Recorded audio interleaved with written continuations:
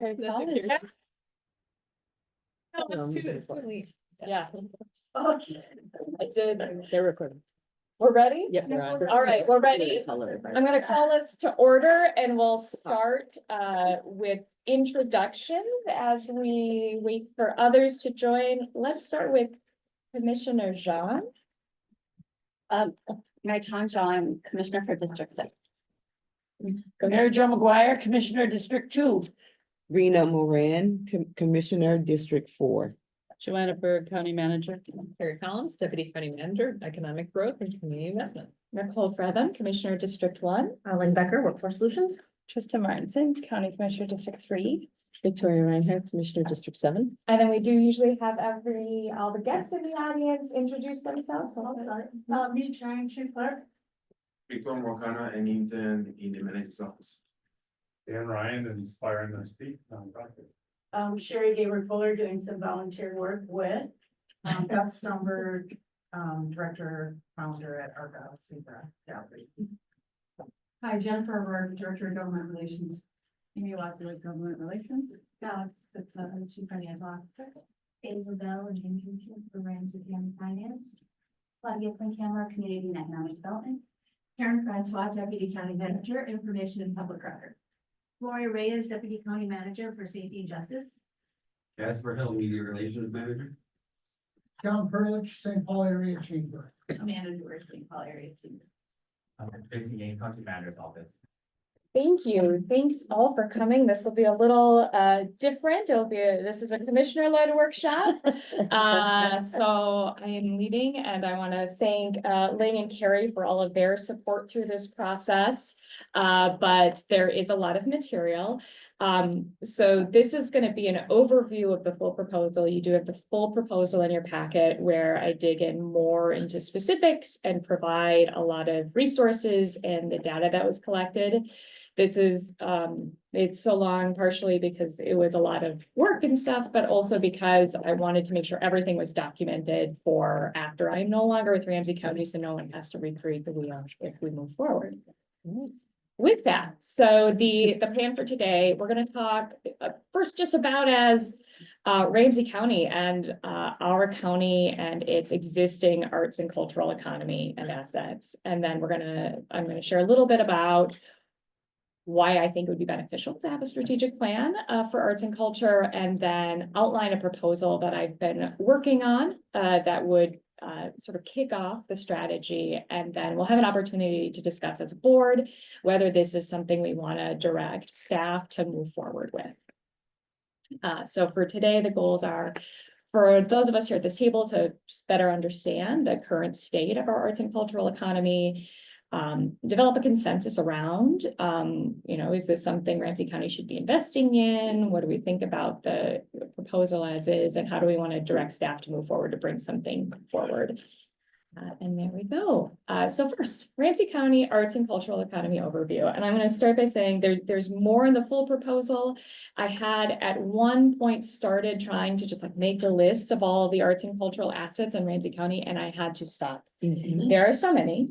There's recommendation in the proposal for an arts and cultural asset census, which is something Minneapolis just did with their music scene, which would be a way to gather more information. So every time I talk to someone, there was always 10 more things I wasn't aware of.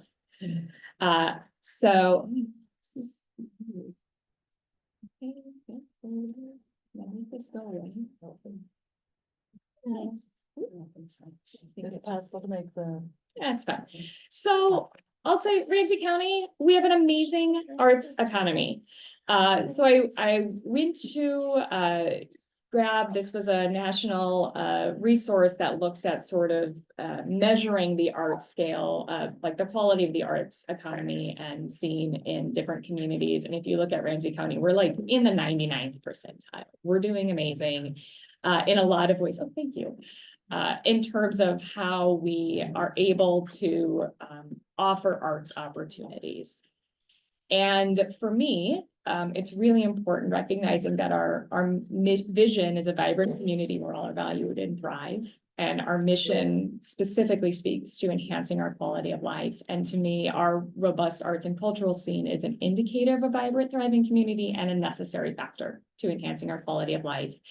And that's why it's important that we don't leave this to chance, that having a documented countywide strategy will help us maintain and grow this sector. I tried to pull together just an overview of some of what's happening here in Ramsey County. I'm going to say this is not it's a promotional shot, not a production shot. Unfortunately, I got edits from Theater Moo this morning, so it's too late to hit. Also, there should be a space between the figure and the word harmony. Apologies on that. It was a copy and paste error on my part. But we have really incredible theater here in Ramsey County.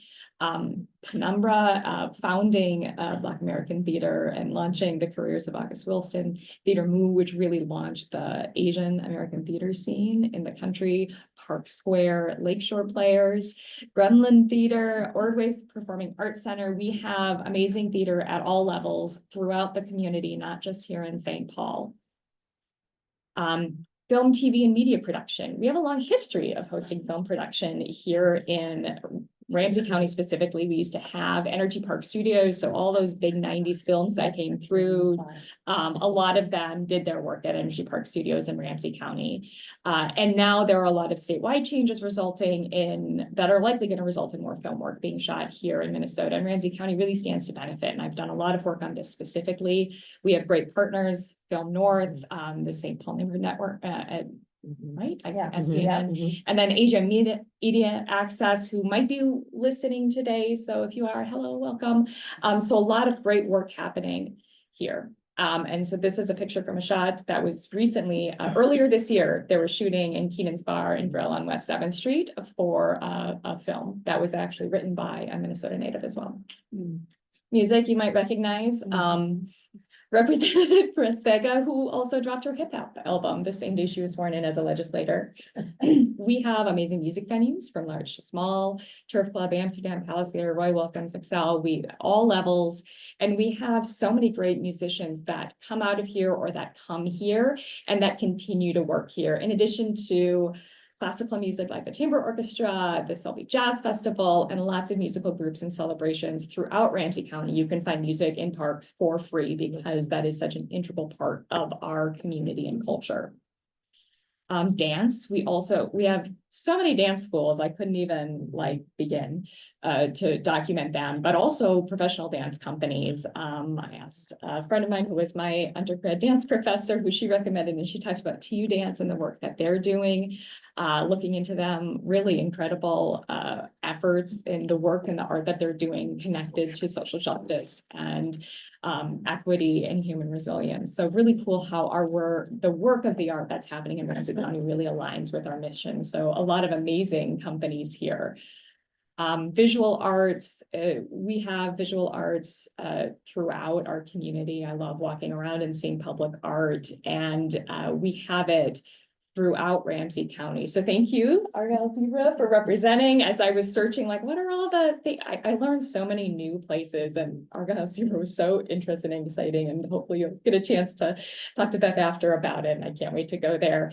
Gallery 96 does work in my community, the Castian Art Trust Museum, which is in Shoreview. If you haven't been there, a huge collection of truly glass art, and it's incredible. Right there, Center for Arts. This is work from Tacumba Aiken, a visual artist. I know we have some of his mural work within our buildings as well, and in your office.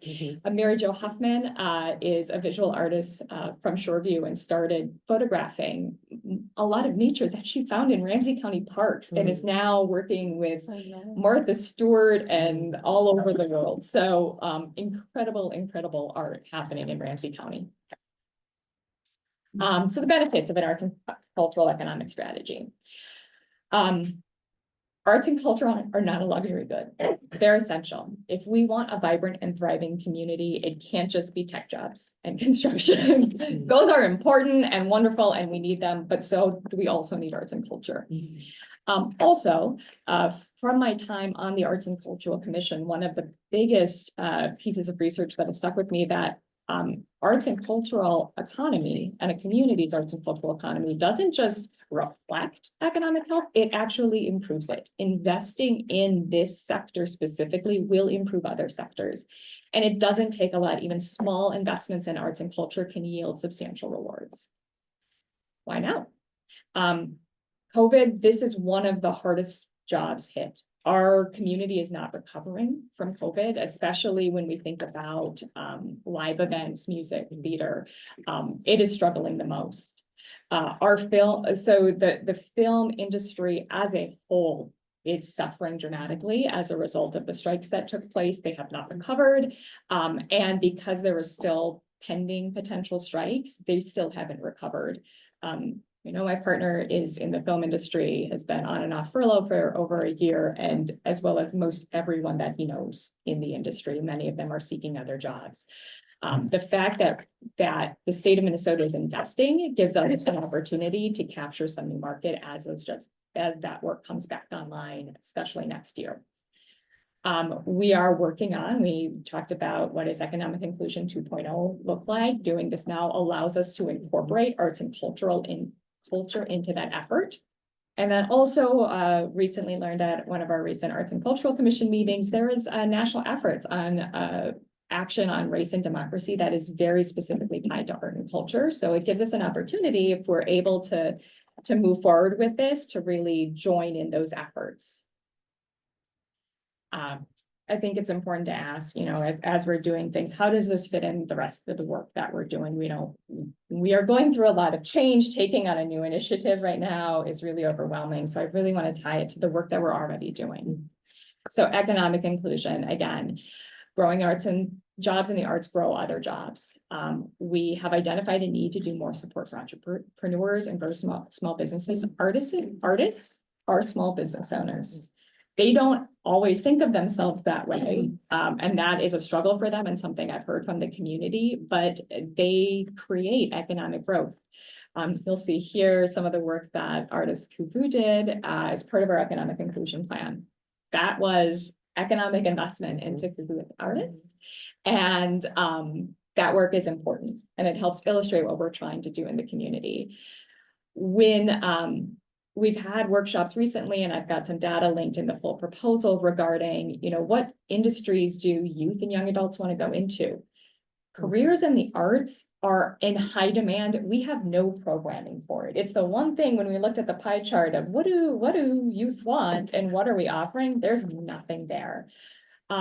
And it can also help build the workforce of the future. A lot of the skills that folks learn in the arts are applicable to other fields. When we talk about film productions, it's not just an art house flick, but think about all the work that's done right now with media, marketing, promotion, how much of the work that we're doing trying to get out to the community that involves digital production. Those skills apply there as well as making your art film.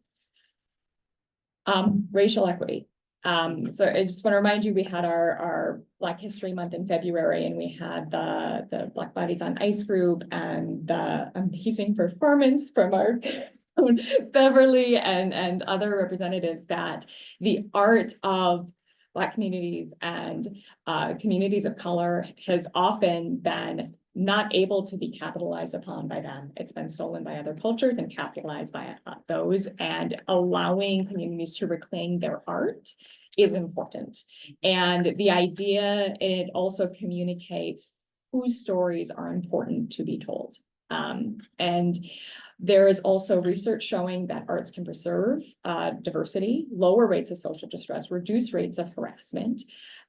We know that this is a field where women and people of color are underrepresented at influential levels across art sectors. So if we care about ensuring equity throughout all economies, this is one that might need some attention. And also, in terms of our efforts to really be better about how we engage with community, arts-based community engagement can provide more authentic collaboration. There's actually a really cool program through Springboard for the Arts that I've included in the potential resources that will train local governments on how to interact with communities in more meaningful ways to get information. It's really cool.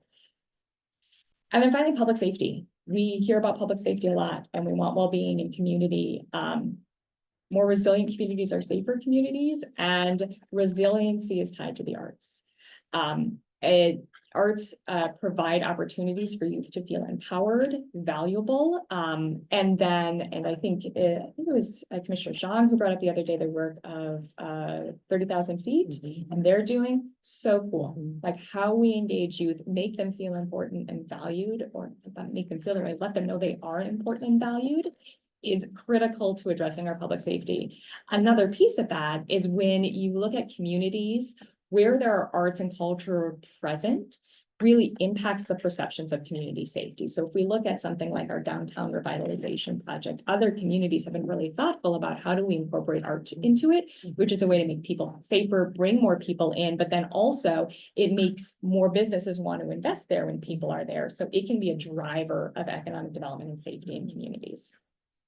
So how to go about this work? This is in full disclosure. I don't talk about, my undergraduate degree is in theater, which is how I try to get off of finance committees. You don't want a theater major. I spent 15 years working in community, small professional theater here in the Twin Cities and in Ramsey County, also doing on-camera industrial and commercial work, and mostly unintentional modeling, or I was like the normal person with the models.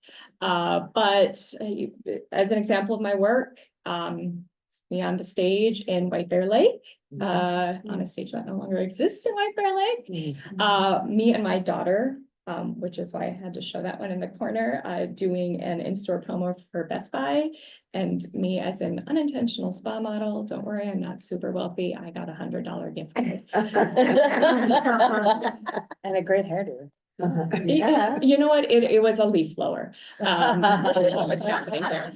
I do this because I don't want anyone to come out later and be like, she's just doing this to make money for, I'm functionally retired from my work directly in the arts. I've not auditioned for anything in over in 10 years. But also I have an idea of what it's like and what it means. And I'll tell you that my time, especially as I was early in my career and raising young kids, the money I made from my side work in the arts was often the difference between having a vacation or Christmas presents for my kids. So it's not small to me that the more we can build, especially build this economy to the point where we're allowing artists to make money on their art. And I never made an effort to be my career, but it really made the difference between poverty and comfort for a lot of years. I've been a part of the NACO Arts and Culture Commission since joining the board. We've had some amazing arts leaders. Commissioner Carter was honored by our Arts and Culture Commission for the work she had done. And when she left the board and Commissioner McGuire took on so many leadership roles, it was really just, I could step in and lead. At the same time, St. Louis County in the last couple of years has been piloting film initiatives to bring filming up to northern Minnesota. And some of the research coming out of that effort and the impact on the economy is really cool. And well, maybe Ramsey County could do that. So that's where I started, wanting to invest in arts and culture in general, wanting to think about how we're doing it. Is there more we could be doing? Feeling there was an opportunity for me to lead in that area and that I had the background to do it, and having this idea of film incentives. So in doing this work, it started a year ago, February, and really trying to dig in on, what would be effective? Is this worthwhile? I don't want to propose something just to propose it or because I like it. I want it to be meaningful and important and tied to the other work we're doing. And I'll say that through this process, kind of what was initially in my head in February is not what you're seeing today. This has really been shaped by that research, but also conversation with community. So there's the research. As I was reading, I started just reaching out to people and saying, hey, can we talk?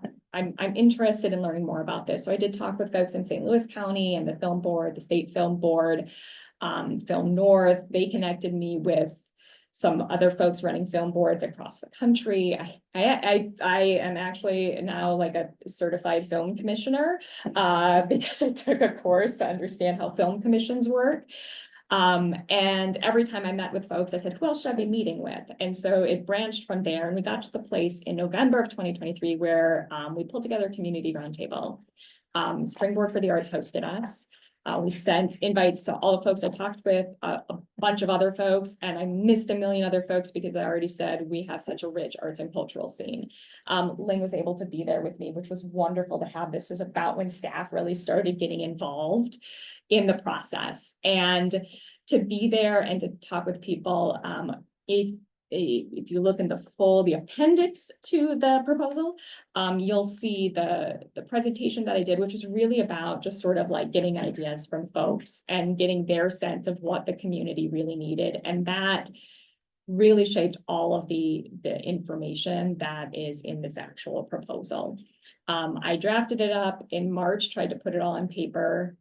After the roundtable, I did a survey out to check back with folks to be like, this is what I heard. Is that what you heard and what you said? Am I missing stuff? That became the draft plan. Went back out to community. I made some additional tweaks. And then it became here to the proposal. And there are still tweaks to be had. It is not perfect. Like I said, I just got some info from folks that I could update, but I think from my part of it, this is where I see my work as transitioning to others. So the main things I've heard from all of this talk with folks is that any strategy must be equitable and inclusive, loud and clear, everyone at the roundtable, people that I talk to. That the focus needs to be on economic investment and workforce development. At the roundtable, one thing they said, it's called show business, not show art. That this is about economic investment. We want people to be paid for their work, theme of the day. And art is work. And we don't, so many artists are asked to work for exposure or for the love of it. But it has value, and the folks that produce it deserve to be compensated. A strong need for professional development and business supports. There's not a lot out there for people trying to make their way as artists. And especially if you don't have, a trust fund to fall back on, and you don't have other people in your circle who have made that, how to do it. That for me, as I, graduated and thought maybe I'll be a theater artist, I had no one to guide me. And it was one of the things where I was like, nope, that's not actually going to work. But there are others out there that could do it with the right supports. And then finally, because one of the things that sparked this was film incentives. Should we have a film incentive program? Well, we don't need it. We have so much going for us right here in Ramsey County, our proximity, the workforce that we have, the locations that we have, that we don't really need to incentivize people to come here, and it could actually create a race to the bottom with other communities. What we could do better is investing in infrastructure and people. That will, if we build the infrastructure and people, the filming will come, they'll see our benefits. Can you share more about what is an infrastructure in the art community like? Yes, that'll come. We'll get there. So here's the draft proposal. It's part of the infrastructure. So overall, this is a start. This is not the full, this is how you solve arts. This is how we start addressing our arts and cultural economic strategy.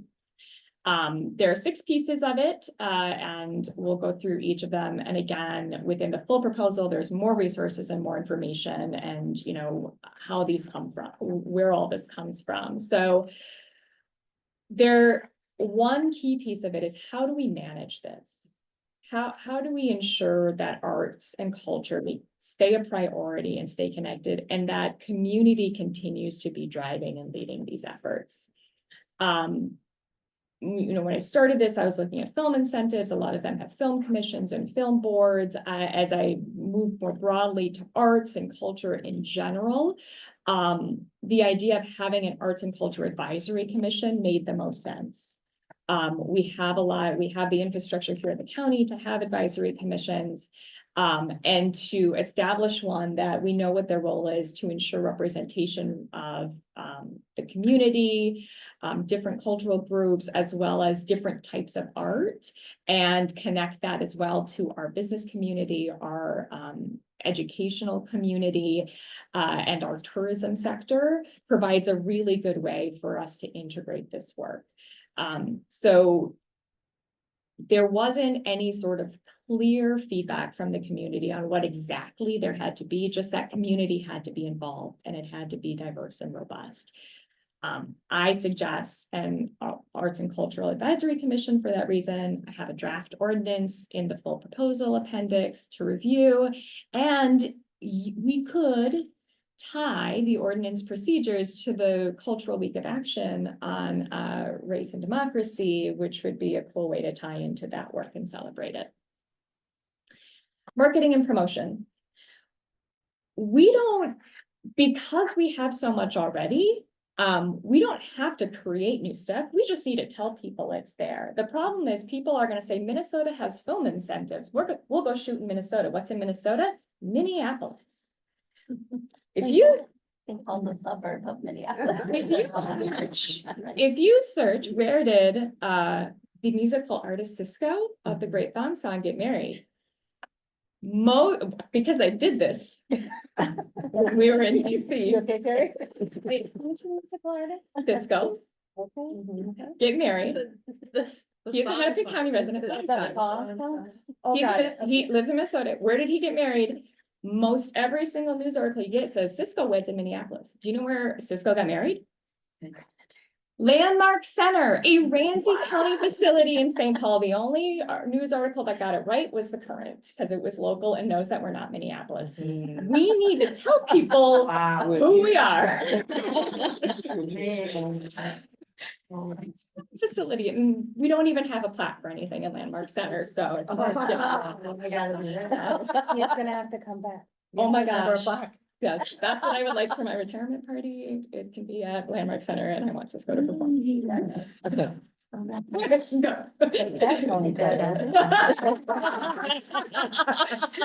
But we need a marketing infrastructure. We need to be able to assemble this. So when I say like, we need a census, we need to have a place to organize this. We need to tie this with our efforts with our tourism board. And guess what? We have a really great website called Ramsey County Means Business, where we could put a landing page very easily within our existing contracts to establish, like, we care about arts.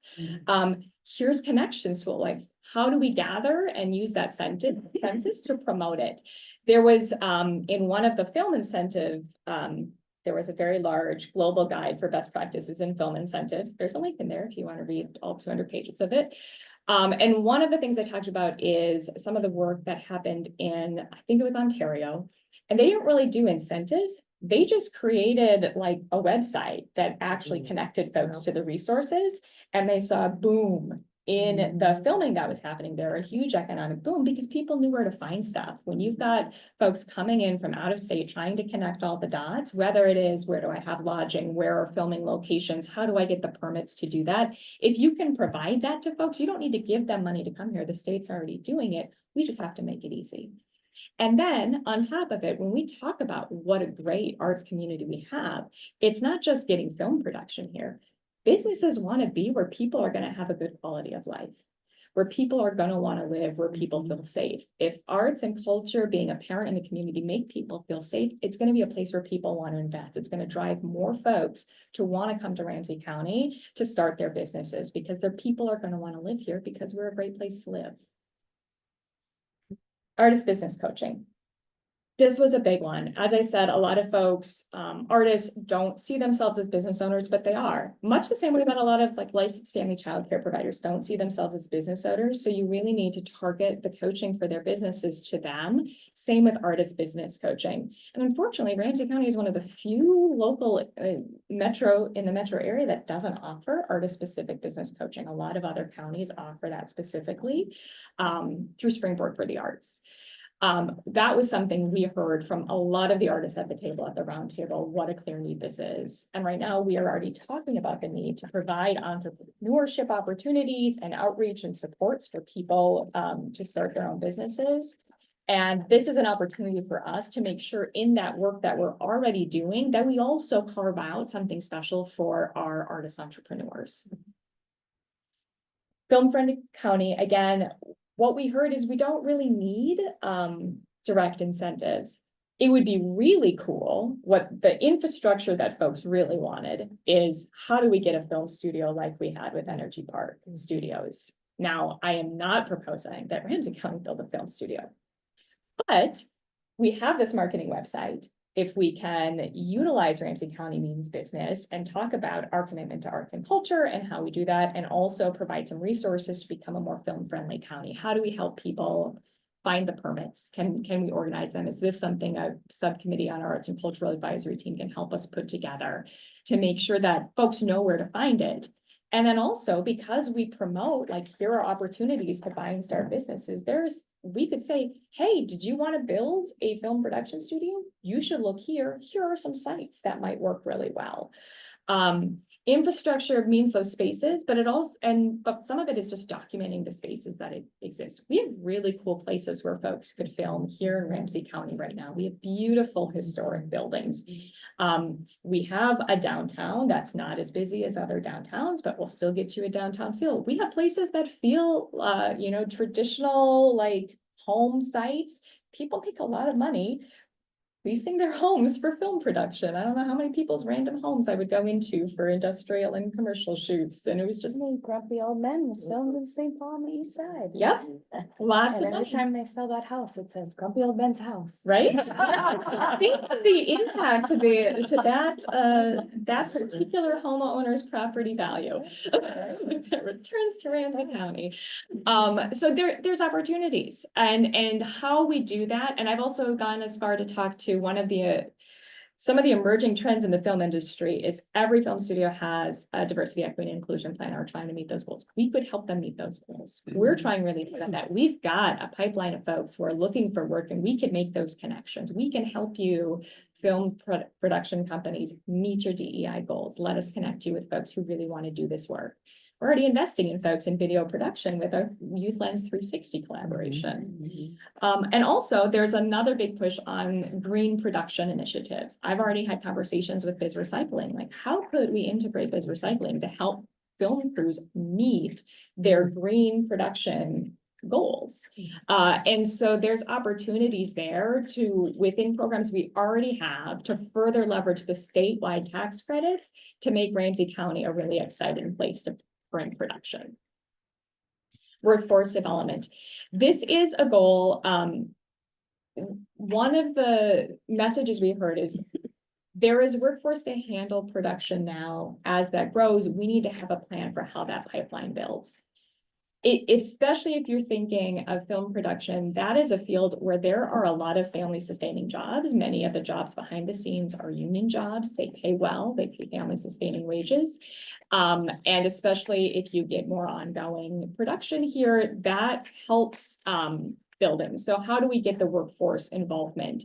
There are other communities that have done this. Atlanta and Georgia is a big representative, and are part of some of the folks that I met with were our union reps from Teamsters and IATSE, who represent, and SAG-AFTRA, who represent most of the folks behind and in front of cameras on film production. So they had a lot of good information about how they can connect folks to resources and training opportunities that don't require a college degree. It's also a low barrier career for folks coming out of the criminal justice system. There's a lot of work happening, particularly in Los Angeles, moving folks who have had criminal justice involvement into family sustaining union jobs in film production.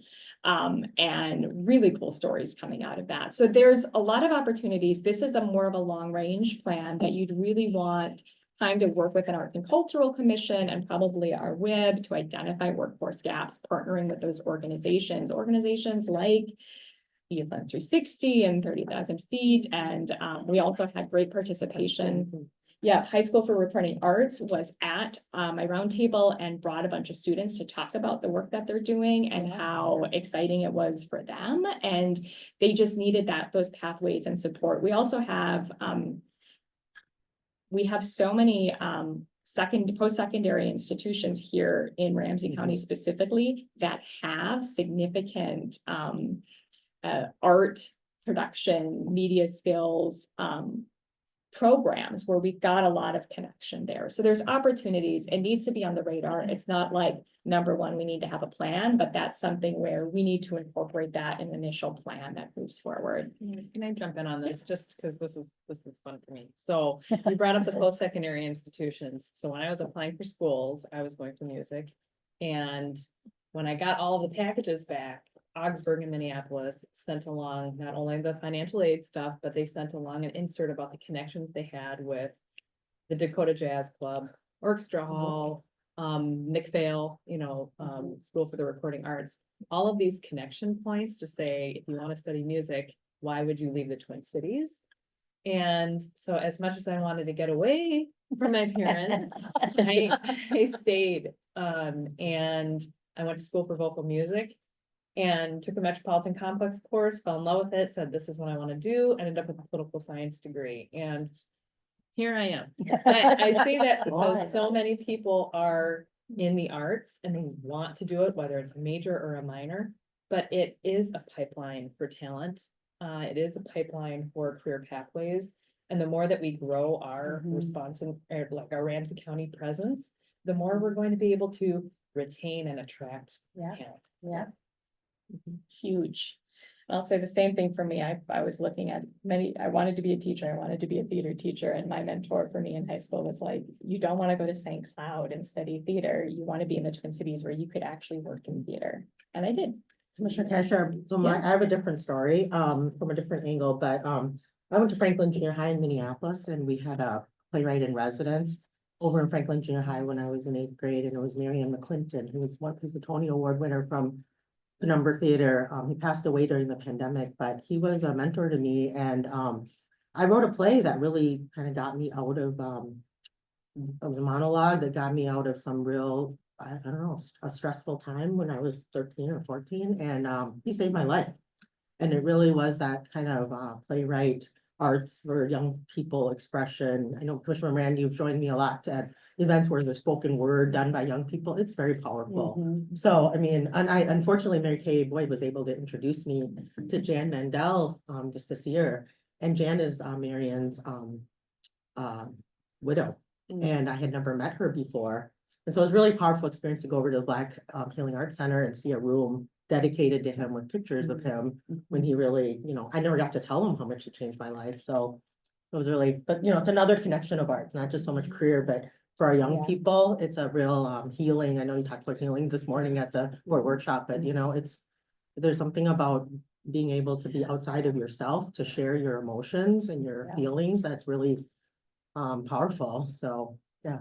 Well, and so much of, when we talk, I could have put many more connections to the work we do, but community health and well-being and public health, the work of art and art therapy. And my child right now is looking at potentially becoming a drama therapist because it's a way to heal. And there's a lot of therapeutic interventions that involve it. And I think, I joke about my theater degree a lot, but it is so critical. You learn how to work with the people you're given to on a deadline. The curtain's going to open, so you better figure it out and get ready.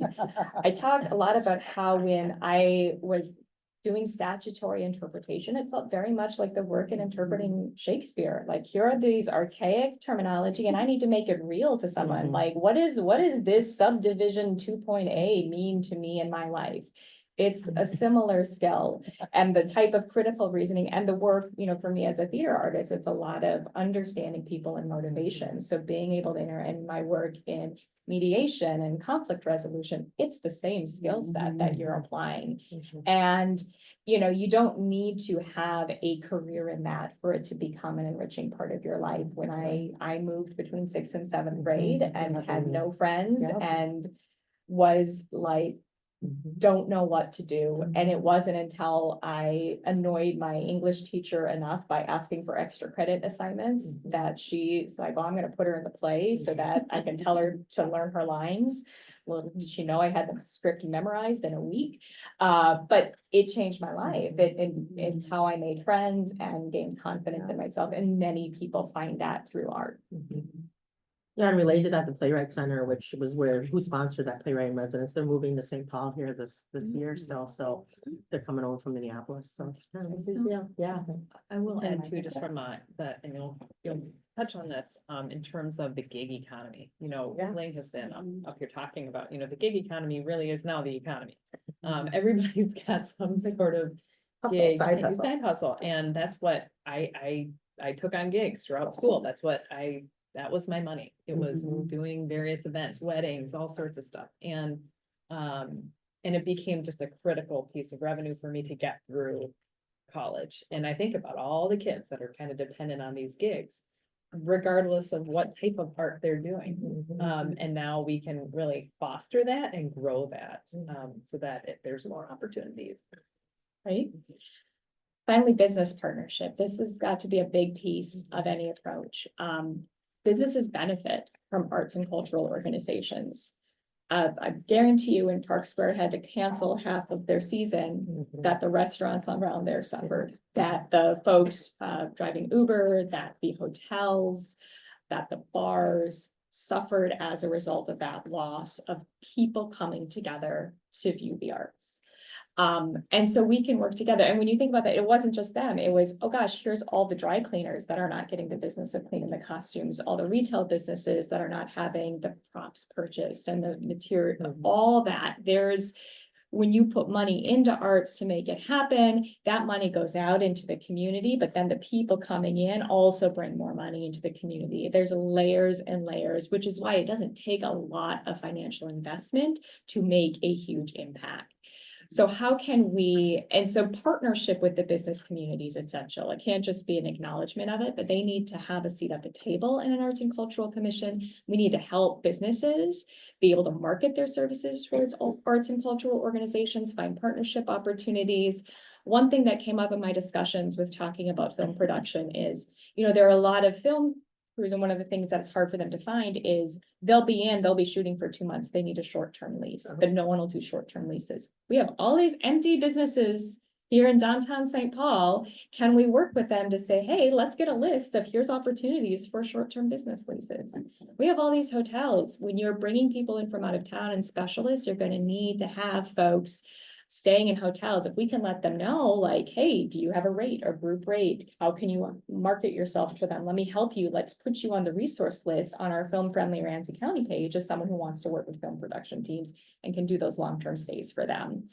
How do we find those, dry cleaners, those caterers? There's all sorts of on-set craft that you need to provide. So how do we hook them up with our local businesses? How can we, Afro Deli doesn't just need to provide lunch for us today. They could be providing for a whole crew set. So there's so many options, and we need to tie them together because it's going to benefit all of us. It's going to bring more production here, but it's also going to drive more money into the community. That's the goal. So what am I specifically suggesting we do? That by the end of this year, we work on an ordinance to establish an Arts and Culture Advisory Commission, hopefully aligning with the Cultural League of Action, which is the dates in the big proposal. We work on developing a landing page on Ramsey County Means Business to identify us as, Ramsey County also means art. Business means art. I don't know. Someone else think of the name. That's not my job. But this is a quick win that it's already within our contract that we could start building this out. Through early next spring, integrating arts and culture to our existing efforts. We have been doing this. We do this piecemeal, and I go into it more in the full proposal, but thinking through our placemaking efforts. We won an award for the artwork that's on the Dale Street Bridge. We just won another award for didn't we just win another honor for our sign? Park signage and which involve local art. So we're doing this. How do we keep doing it? This is good work, and our communities are doing it as well. It's not just Ramsey County. Look at the roses throughout Roseville. One of the examples in North St. Paul is doing this utility wraps, which I was actually driving through there because my kid, the Girl Scouts out there, I was like, oh, proposal, I found it. But just even those things that make us feel like this is our sense of place. There's also some really incredible work in the proposal, the work that Bruce Corey did on sort of cultural communities and networks and how do we engage there. And this doesn't even the cultural piece is even bigger in the so much to capture there with the work that happens, our New Year's celebration, lots of celebration there, but how do we integrate all of those communities and the art into everything? The goal would be then is that the Arts and Culture Advisory Commission are the ones that are really building out the full plan, thinking about helping us identify opportunity. If we're bringing in folks to help us get grants, our Arts and Culture Commission can help us identify them and build the partnerships for us to be competitive to bring the money in to do that. And then it's how are we using our funds already to build that in, whether it's our construction projects or updating our parks or our economic inclusion plan. We incorporated local artists as we produce this work, as we invest in our community. How are we considering arts and culture? That's the commission's job to help us and help us be accountable and to bring in that connection and partnership.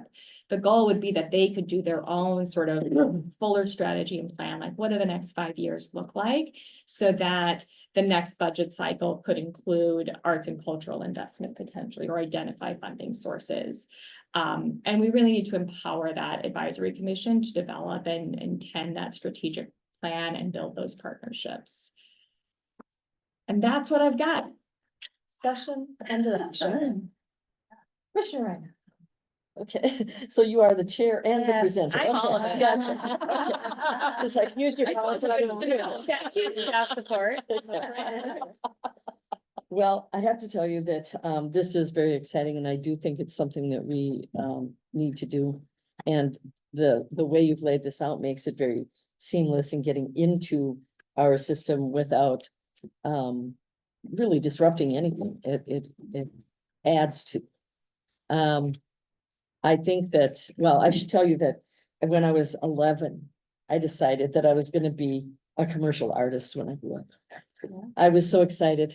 And when they had matchbooks, they had the thing on the back of a matchbook that said, draw Trixie and send it in. Oh. And you can go to art school. I worked so hard. Oh. I sent it in. And they sent me a letter back saying, you're not old enough. So I thought, okay, it was a marketing thing. That was my first business lesson. It had nothing to do with talent. But anyway, and my son was an art major. And so this really excites me because I remember even with my son, him saying, I've got to take business classes, because art's not going to get me there.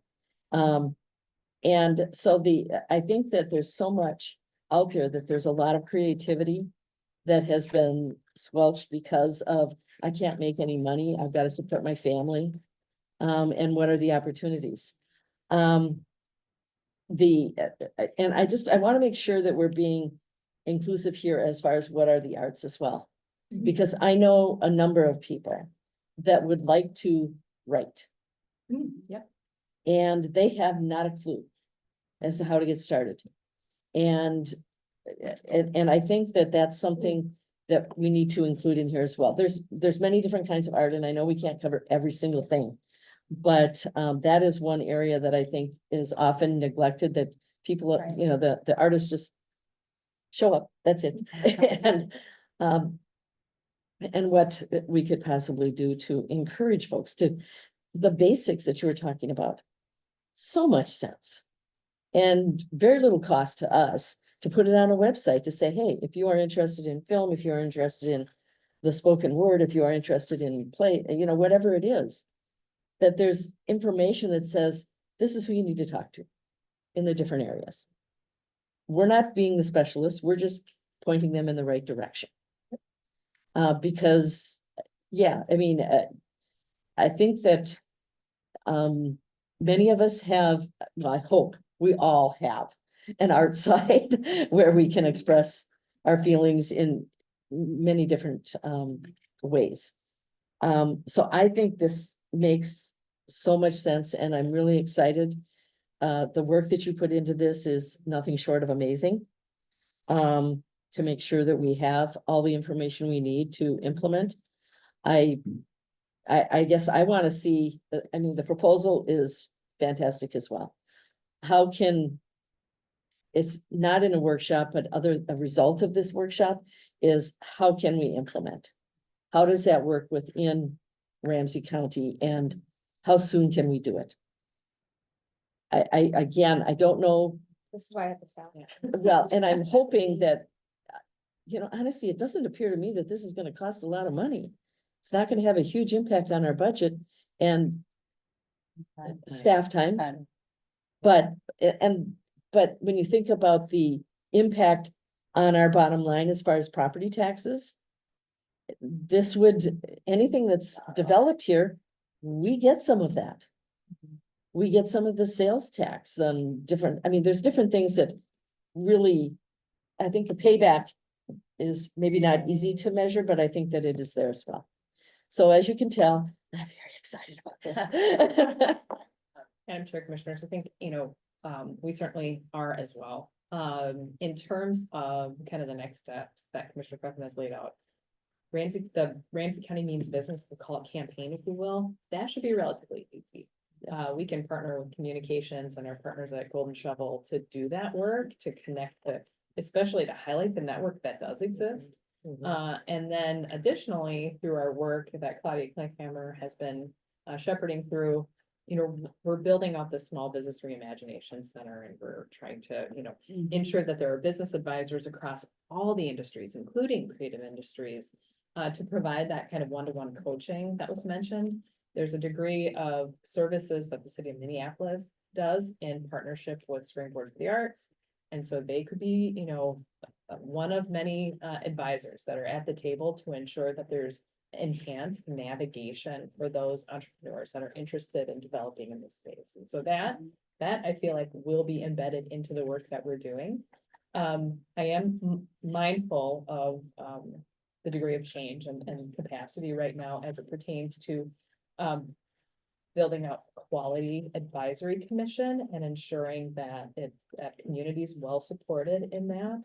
And that we're not convening to convene, but that we have really substantive items to bring to the table. So that it doesn't feel like an exercise. And so we may need time in developing that and aligning staff appropriately. We in EGCI, whether it's through Workforce Solutions or partnership with Community and Economic Development, are trying to grow individuals that are positioned in entrepreneurial spaces. So for example, Community and Economic Development is in the process of hiring a small business manager who will take the Reimagination Center through to continue to build out the programming and advisory services. So they could be a really great person positioned in the space. They just have yet to be selected and arrive. So we just need to get those foundational pieces together to build out the work. And so it just time. But Yeah, and I would say low hanging fruit for us, Madam Chair, is, in the detailed report, it talked about connecting job seekers and opportunities. So, we host lots of job fairs, so I don't see why sometime this year, early next year, we couldn't have a arts focused one, similar to what we do for green jobs, or, so just to kind of get our foot sort of into a space and bring people together. And I think that could maybe tie well with the launch of, that page, and that takes a little bit of staff time, but I think, I don't have any hesitations either, as Carrie does, either around trying to get that up and going.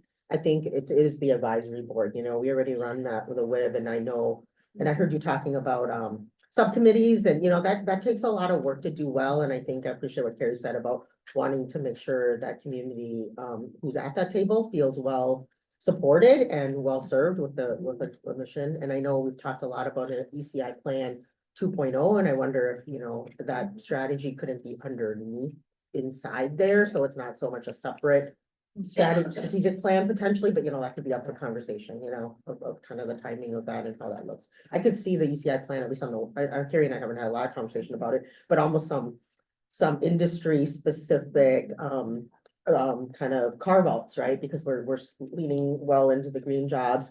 There's a lot of work around med tech with greater MSP and that work. So I just wonder if maybe that ECI plan looks a little bit different, or at least, has a kind of an added element of industry specific assets of Ramsey County that we leverage within that next plan. So, yeah. Yeah, I think you're gonna hear overwhelming support, which is good, and thank you for doing all this work. I was thinking about, here I go, you made me cry. Oh. I was thinking about like the life-changing thing and mental health and arts and all of those things, and how you said it changed your life, and the opportunity here is really amazing. And I think that as you're thinking about young people and how it changes their lives, but so many communities that have been through, trauma, and then connecting the arts and investing in a real way is just, this is awesome. It's really cool. And I know it's an economic development thing, but like doesn't hurt that it heals people, right? And it heals community and communities that stay together are communities that are connected, right? Like, this is really cool. It's really cool. You know, I think like I had the opportunity several years ago to get a mentor with the Writers Guild initiative in New York City, who helped me write my story of trauma. And then next thing I know, I was performing at the Kennedy Center. Like that isn't in any work plan, right? And then Alfred Woodard performed me on stage in New York, all from an opportunity to write my story of trauma, right? And it's like, I'm just a girl from Little Falls. I had a story to tell, right? Like, and the opportunity there really is incredible. And to think about like what came post George Floyd, what came post pandemic, like there's still all that needs to get out. And this is the place to do it. And when I was in New York City, you know, they were like, do you know in Minneapolis, St. Paul has more theaters per capita than anywhere in the world? Like people don't even, you know, we don't even realize like what talent we have here and deep talent and appreciation. So this to me is like leveraging what's already exists is really a great opportunity to make sure our young people are in that advisory role or leading. And I appreciate like work and that this is a 2025-26 work plan. But this board is supportive of you putting that in your work plan.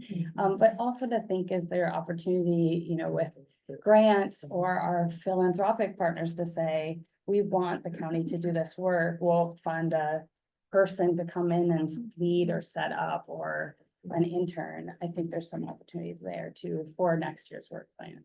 Right. Yeah, we could absolutely contract for some management of the Arts and Cultural Advisory Commission. We can move forward with an ordinance that establishes it a future date, because it still needs to go through the interview process and onboarding to find someone to manage. There's things we could move forward with the expectation that they're happening. And I think in establishing an Arts and Cultural Advisory Commission, they would need to come together and build some bylaws and goals on their own as well, which is going to be part of the initial setup of something like that. But to make it truly community driven and led, we can't do that for them. Commissioner Moran. So first, I just want to say thank you for your work. This is a lot of work. And I know how important it was for you to engage community members, diverse communities, just so that you can have your ear to the ground about what this could look like and be all inclusive. So kudos to you. Thank you for your leadership in this area. Is a lot. As you open up and we have workforce and economic development here at the table. But I was really, I started, I wrote down economic development, workforce, health and well-being, racial equity, public safety. Art is a form of expression. It's a form of healing. It allows you to be reflective. It builds community. It helps with identity. It's just so much. It's not just work. So I don't want us to stay there with workforce economic development. This is really bigger than that. And art plays a role that is truly beyond just workforce, right? And economic development. We heard your story. And right now we are in like this crisis mode around mental health and well-being. And so this is so timely of what the arts can do and should do and be a part of it, and how Ramsey County can lead in this area of the work that we do. And so let's bring those other partners to the table, right? You don't have to explain to us what that all means right now, because you have to engage other people and get a bigger vision about what that looks like. And so I look forward to the continued work that we do. We said springboard for the arts like 50,000 times. My district. And they've been around forever, and they do really, really, really, really good work. I think about the Victoria Theater. I'm calling it Victoria Theater, and they have renamed it. But they have a grand opening soon, right? In the legislature. I mean, it was really important to me to help lead and get them dollars to bring arts to my community. We need the arts for sure. And so, it's needed. We should have it. We should be leading. I was looking at your marketing and promotion pieces here. where you talked about developing marketing infrastructure that promotes Ramsey County art and cultural asset. And I immediately thought about the river's edge, the river balcony. That's a big part of what art should look like and take place in what we're envisioning for that whole space on the Mississippi River. Right, art should be a driver and a big part of that, and how we bring people down to that riverfront, how we bring people down into St. Paul. That is a really big piece of that. I sat on Visit St. Paul for a very long time as a state rep in partnership with St. Paul. And they have a really big marketing piece that they do, right, for folks who comes to St. Paul. And so, you know, look at those partnerships and what that looks like and what that means that we can replicate, you know, duplicate or partner with the city to do that, to promote tourism, business development, and all those, you know, different art and cultural assets that we have right here, not just in Minneapolis, we're here in St. Paul too. In my mind, when we begin to touch people's lives, then we're doing something, right? And so this work is about touching people's lives and creating possibilities. Often when people don't see those possibilities or not able to express themselves, art allows to just take people to another place in life. And so I'm excited about this. I'm excited about the possibilities and what this means, not only new things, but what we're doing and how we insert this into what we already are envisioning for our county. Yeah, a lot of it is, we're already doing it. How do we tie this into? We're already doing community engagement. If there's a way of engaging with community that's gonna be better for them and we can tie it to art, amazing. And we're already doing work with community healing and safety, and how can art be a part of that? So how do we, it's a way of elevating and saying like, this is an important part of the work we do. And it, you know, moving it around, the economic development piece is where it fit best, but you're right, there's a public health component, there's a safety component. There's internal operations. How do we do our work and view it? There's our property management, our parks, you know, we talk about park space and physical activities, but you know, Phelan has that beautiful amphitheater. I performed there back in like 2004. I think we did Shakespeare in the Park at Phelan. So it's like where you can be out and experiencing the community. Those are gathering spaces, and those third spaces to be and exist. And just be aware, there are state dollars. We get the Humanity Yeah. Center, we have the philanthropic community. So there are ways that doesn't have to just rely on Ramsey County doing this. Absolutely, and that's where I see the Arts and Cultural Advisory Committee as being a key partner in that, because bringing folks that are doing the work that helps build our capacity to identify those funding resources and priorities.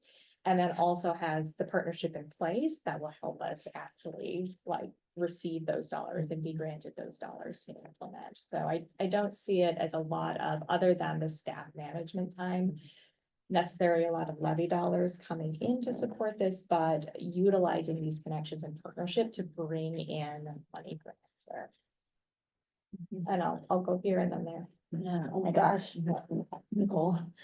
Commissioner Breathen, this is amazing. This is so exciting. I think we're all just like are thinking in our minds all the great things that we could be doing. And I just appreciate, you know, Director Collins and Becker for being, you know, receptive and open and thinking, okay, we can make this happen, because I think we're always nervous to put more onto our staff and into our departments, you know, like, this is a great idea. I'm glad to see that there's some opportunity here. And boy, this is a masterpiece of a report. Thank you for it all.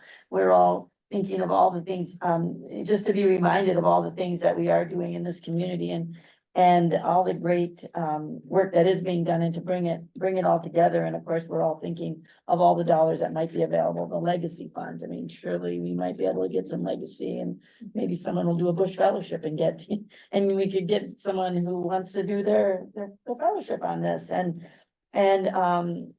just excited. The Arts and Culture, you know, Commission at NACO is is really exciting. If you don't all sit in on those calls, whether or not you're on it or not, it's super inspiring because it just gives you ideas on the things that are happening throughout the country in these areas. And this is, yeah, you should present on this concept. That would be great. I just want to remind all of us how important culture was when I had my board meeting, arts and culture. You know, we had a lot of local town. We had the one dance troupe. We had the nine, oh, who was there? Walker West. Yes, Walker West. I mean, you all helped brainstorm people that really presented, and people still talk to me about that. They still say, and you had so much culture and you brought in local musicians. I mean, people still talk about that when they talk about the board meeting. Like, they were super impressed that we had done that. So it really has such long lasting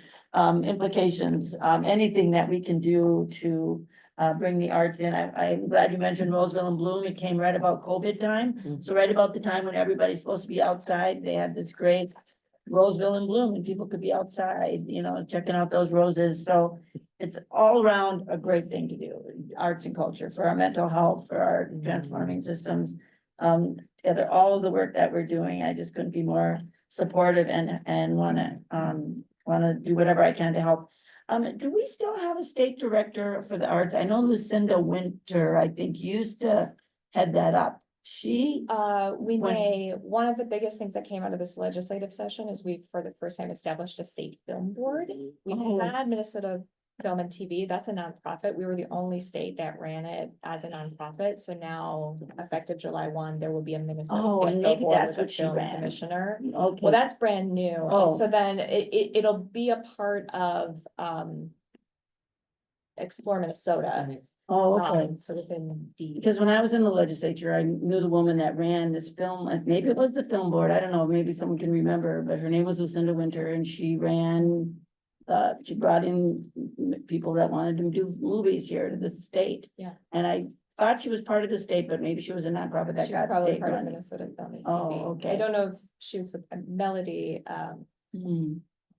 maybe Okay. something. Well, anyway, there's some precedence for it, and I'm glad they're adding more to it. Yeah. It was shut down, yeah, right, they stopped funding it, so she had to do something else, which was such a shame, because they were bringing tons of money into the state. They were, and I'll say, so the snow bait and the film incentives in the 90s. Okay. One of the other impacts of that is you could actually make a living as a working actor in the Twin Cities at that time, because if you could book a few gigs, especially if they were SAG-AFTRA gigs and paid well, then you could also sustain, you know, through smaller art work, you know, because a lot of it is gig, you're going from theater to theater, unless, you know, you're one of the rare, like 5 people who have a company member position, you are auditioning and trying to get roles, and then maybe working as, you know, a lot of folks work in restaurants, even here in the Twin Cities in between that, but there was a year where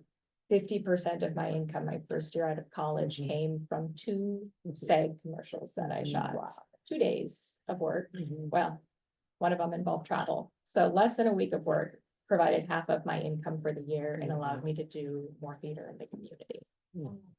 But that all dried up. Yeah. That was January of 2006. I booked 2 SAG commercials. So I didn't actually join the union because I was wavered. And I was like, well, the next one I book, I'm gonna join. I didn't even get an audition for a SAG commercial for years because the work dried up because the film wasn't happening here. So then you lose the crew and the production staff, and it like all dwindles. And it meant a lot of folks who were making it as working actors either had to leave, or they did something else. And I'll end with this, that I don't know if it's in here in a different name, but the History Theater, that is just so unbelievably what a gem that is in portraying all the great Minnesota history and Minnesota artists. And I love that theater. So, and they just did among senior, they just did History Moore. Yeah, it was in partnership with theater. In partnership with them, yeah. They just had that performance. Anyway, thank you. I think we could all just gush like how great this is. Sorry, I have one more question. So this board, is it gonna be someone that we appoint to, or no, you see it as a community board? I would put it along with many of the other boards and advisory commissions where Uh-huh. we appoint, and Okay. then staff sort of operationally manage it, but they would go through the same sort of interview process that we do with other boards and appointments to appoint people to this advisory commission. You said other counties had it? There are other counties that have arts advisory, other boards and appointments that we have, like we appoint people to Right. To other multiple, right? commissions, We yeah. have advisory boards throughout the county. So like the same thing we do with our library board. That we're Mhm. advising. Yeah.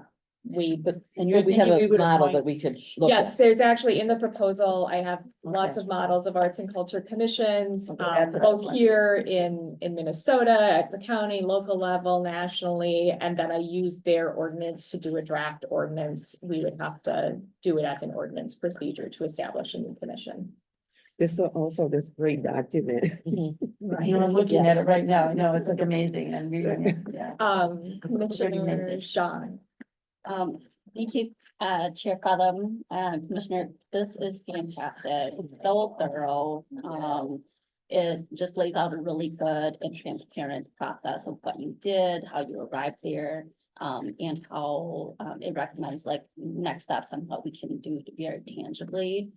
I also want to add that, you know, this can be embedded into so much of our work, just outside of the traditional art. That Commissioner Reinhardt, you had mentioned, right? For example, in one of Ada's meetings for the Earn and Learn program, they had a spoken word artist, and I left remembering that performance. And, Yeah. right? Mhm. And Commissioner Moran, who advises really well about how we can successfully move legislators, is like how they feel leaving the meeting, right? And art can do that, Yes. right? So we should definitely think about that and leverage the strengths of our community in that way, because they're just, yeah, I would say St. Paul is like so rich in that, like, in my time at in St. Paul. You mentioned the Victoria Theater already, there's Stepping Stone Theater, there's In Progress, Yeah. that's in the North End. And in our hallways. Yeah, yeah, exactly, Yes. and on the east side, there's Mounds Theater, there's what is it, the east side, Freedom Library does all. oh, yes, the East Side Freedom, and then the Center for Home Arts and Talent, which is all across. And it has such a huge impact. What you said about like whose story is significant.